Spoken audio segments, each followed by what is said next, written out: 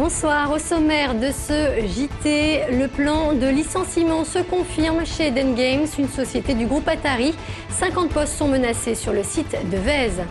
Le Rhône en alerte sécheresse. Les agriculteurs du département s'inquiètent. Et puis en basket, l'Asvel termine sa saison sur une défaite. Les Villeurbanais se sont inclinés sur leur parquet hier soir face à Paris-Levallois.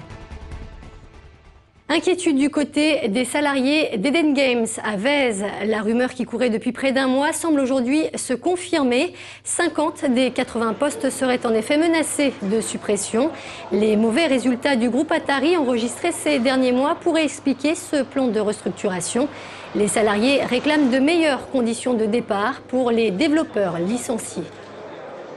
Nos revendications, c'est pour le plan et pour les gens qui partent, c'est d'avoir les mêmes conditions que ceux qui sont partis auparavant dans le groupe Atari, parce qu'il y a eu d'autres plans sociaux, notamment en 2009. Ce qui est compliqué, c'est que le directeur du studio Eden Games, qui est également le directeur du groupe Atari, est situé aux États-Unis. Donc c'est très difficile en fait d'avoir son retour direct par rapport à nos revendications. Soleil plus chaleur égale sécheresse. Depuis plusieurs semaines, le département du Rhône désespère de voir arriver la pluie. Un temps sec qui ne fait pas les affaires des éleveurs, contraints de puiser déjà dans leur stock d'hiver. Dans les monts du Lyonnais, Arnaud Fora. Inutile d'être spécialiste pour voir que ce champ des monts du Lyonnais n'est pas vraiment au mieux de sa forme. Aujourd'hui, les luzernes qui devraient être à 20 cm ressemblent à des paillassons. C'est-à-dire qu'on est dans une situation qui ressemble plus à un mois de juillet qu'à un mois de mai. Coupées il y a quelques semaines, les luzernes utilisées pour le foin n'ont tout simplement pas repoussé. À côté, c'est le blé qui lui aussi souffre de la chaleur. On est sur des prévisions de récolte qui sont pratiquement nulles ou tout à fait dérisoires au vu de ce que l'on récolte les autres années. Alors qui dit sécheresse dit moins de foin et de grains pour faire tourner l'exploitation bovine. Ici, les réserves hivernales ont d'ores et déjà été entamées pour nourrir les animaux. Si les stocks s'épuisent, il faudra acheter le fourrage à l'étranger, en Espagne par exemple, et à 220 € la tonne, la sécheresse ne fait pas de cadeau.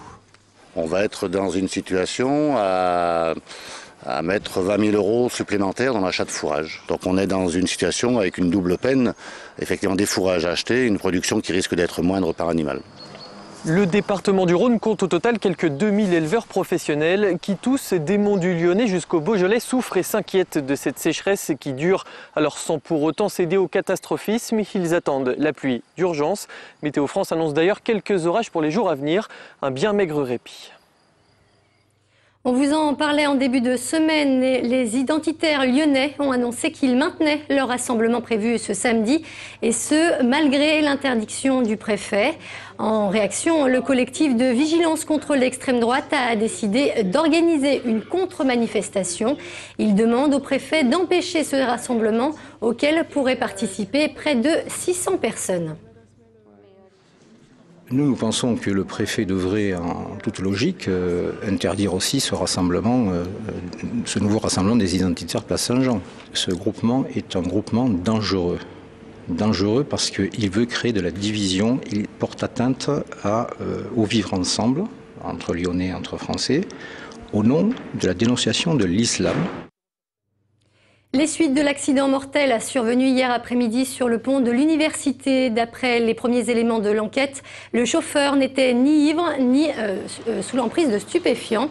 Ce qui ressort, c'est que la victime, âgée d'une cinquantaine d'années, se serait engagée sur un passage protégé au feu piéton vert, au moment même où un camion s'engageait côté quai Claude Bernard, lui aussi au feu vert. Les images de vidéosurveillance devraient permettre aux enquêteurs d'en savoir plus. Un accident qui porte à 8 le nombre de piétons tués dans le Rhône depuis le début de l'année. Des accidents de la route qui se multiplient donc en France. Le gouvernement a d'ailleurs annoncé aujourd'hui le renforcement de la sécurité. Parmi les mesures annoncées, la suppression des panneaux indiquant les radars ou encore la qualification délit pour les grands excès de vitesse, et ce dès la première infraction.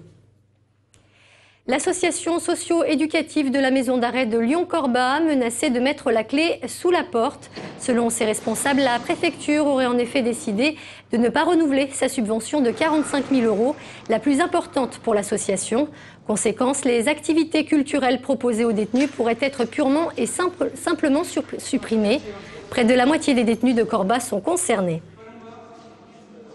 On a l'impression que, comme pour d'autres services publics, ce service public-là est actuellement relativement maltraité. Cette subvention de la préfecture, elle représente 61% du budget de l'année 2010 ou 2011. Ce n'est pas possible d'avoir uniquement des subventions de 40% du budget pour pouvoir tourner efficacement.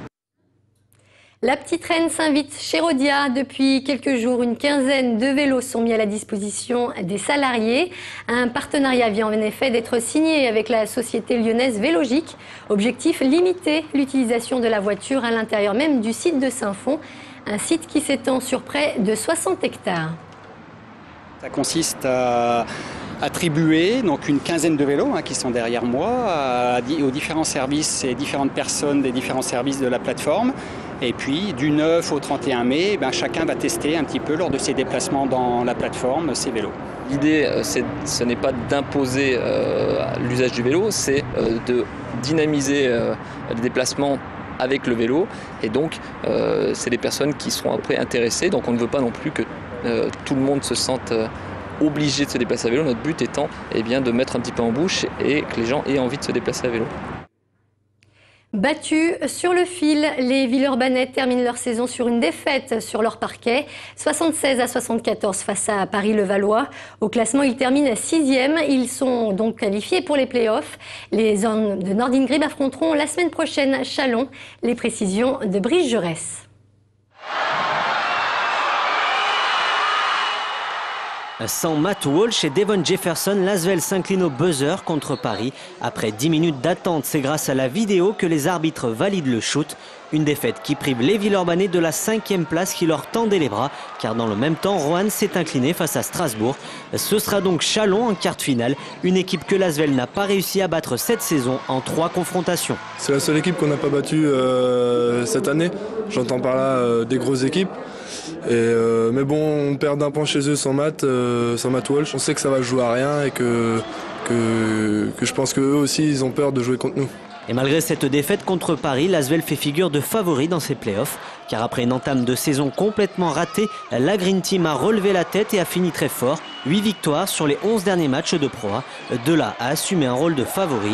Passer de la 14e à la 6e, c'est pas mal. Favori, en étant 6e, je pense qu'il y a 5 clubs devant nous encore. Et donc si le premier n'est pas favori, c'est que j'y comprends plus rien. Parallèlement aux sportifs, la rumeur concernant l'arrivée de Pierre Vincent en tant qu'entraîneur de l'Asvel pour la saison prochaine se fait de plus en plus grande. Pour l'instant, le club n'a rien confirmé. Sélectionneur de l'équipe de France féminine, il est aussi l'ancien coach de Tony Parker en équipe de France Espoir. Tipeee qui sera d'ailleurs présent pour le match retour des quarts de finale à l'Astrobal le 21 mai. Quant au match aller, il aura lieu à Chalon-sur-Saône le 18 mai. Et c'est la fin de ce JT. Merci de nous avoir suivis. On se retrouve tout à l'heure pour un nouveau point sur l'information. Très bonne soirée sur TLM.